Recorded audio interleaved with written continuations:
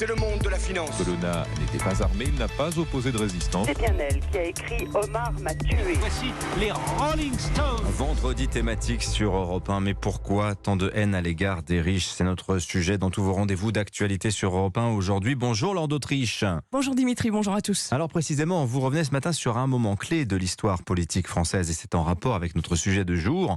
C'est l'arrivée au pouvoir en 1981 de François Mitterrand qui, pendant sa campagne, va fortement fustiger les riches. Oui, en 1981, le ministre de l'Industrie, Pierre Dreyfus, prononce ces mots qui sonnent comme une menace. Il faut faire rendre gorge aux Villot. Les Villot, ce sont 4 frères, figures du patronat français, propriétaires d'entreprises textiles dans le Nord. L'un d'entre eux est alors poursuivi pour abus de biens sociaux. Témoignage d'ouvriers à l'époque. C'est bien fait pour lui, quoi. C'est des salauds, puis c'est tout. Si c'est vrai qu'il y a des tournées des fonds, oui, mais autrement, on n'avait pas plus à se plaindre de ces patrons-là que les autres. C'est au gouvernement à faire quelque chose, quoi, disons. Faire payer les riches est alors le slogan de la nouvelle majorité. En 1981, c'était une promesse de campagne. François Mitterrand crée l'impôt sur les grandes fortunes. Pour la gauche, c'est un symbole.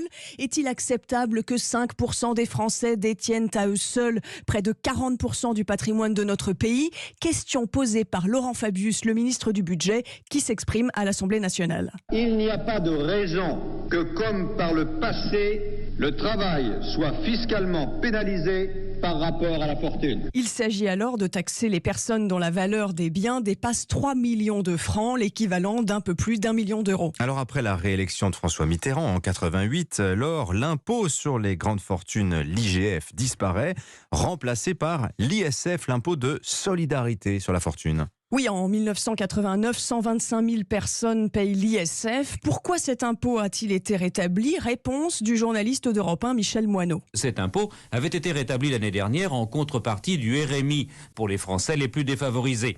En 90, le RMI coûtera un peu plus cher. Et puis aussi, M. Bérégovoy va procéder à quelques allègements fiscaux sur la TVA, l'impôt sur les sociétés, etc. Et ces allègements devaient être compensés en partie par l'ISF. Ce contribuable qui paye l'ISF témoigne alors sur Europe 1.